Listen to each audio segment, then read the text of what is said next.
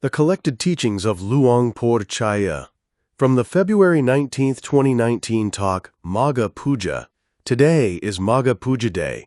It's a very important day in Buddhism. About 2 years after the Buddha gained supreme enlightenment, 1,250 of his monks, all of them arahants or the highest saints, without having an appointment assembled before him.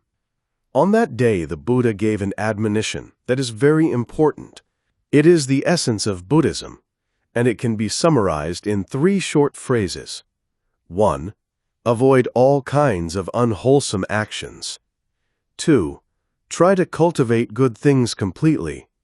And 3. Purify your own mind. These 3 things are the admonitions of all Buddhas. It is very important to not do any unwholesome actions, to cultivate the good, and to purify our minds. I'll talk a little bit about each of them. The first one, not to do any unwholesome actions, means not to do anything unwholesome by any deed, speech, or thought. Why do we need to avoid unwholesome actions? Because if we do unwholesome actions by deed, speech, or thought, we will receive bad consequences as a matter of nature. That's why the Buddha, through his compassion, reminds us to avoid unwholesome actions. The second one, to cultivate the good. We need to do good things as much as we can. We need to practice dana, sila, and bhavana. Sometimes we can use our belongings to be meaningful. Sometimes we can use our physical energy, our bodies, to be beneficial. And sometimes we need to observe the 8 or 10 precepts, and so on. We need to do good in everything we do. This means that everything we do must be good. Today, some of you offered lunch to the monks, and you offered other food, robes, money, many kinds of stuff, for the temple, the pagoda, the new meditation building, for the Kathina robe offering, and so on. We need to do these good things as much as we can. And the third one, to purify our mind, is very important. How do we purify our mind? We need to practice meditation to purify our mind. This means we are purifying our mind from greed, anger, and delusion, all kinds of mental defilement.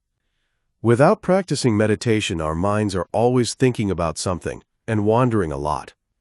As that happens, there is greed, anger, delusion, worry, jealousy, and so on arising.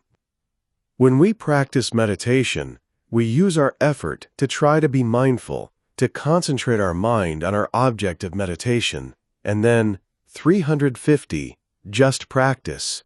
There's no room for greed, anger, or delusion to arise. We need to purify our mind from all kinds of defilement, and so we need to practice meditation. As we are able to purify our mind, and there's no greed, anger, or delusion, we will not do any unwholesome actions at all, because these things come from minds that have greed, anger, and delusion. Otherwise, we end up doing bad things and saying bad things. But when we use our effort, mindfulness, concentration, and understanding of what's good and what's bad, we will not do any unwholesome actions. We will do only good things, every day. We have to follow the Buddha's teaching in our daily lives. Try to avoid unwholesome actions.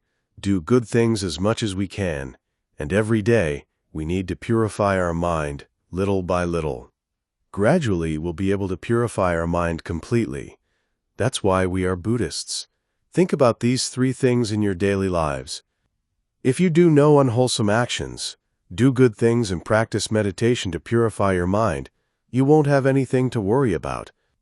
You'll see good consequences in this present life and in the next life.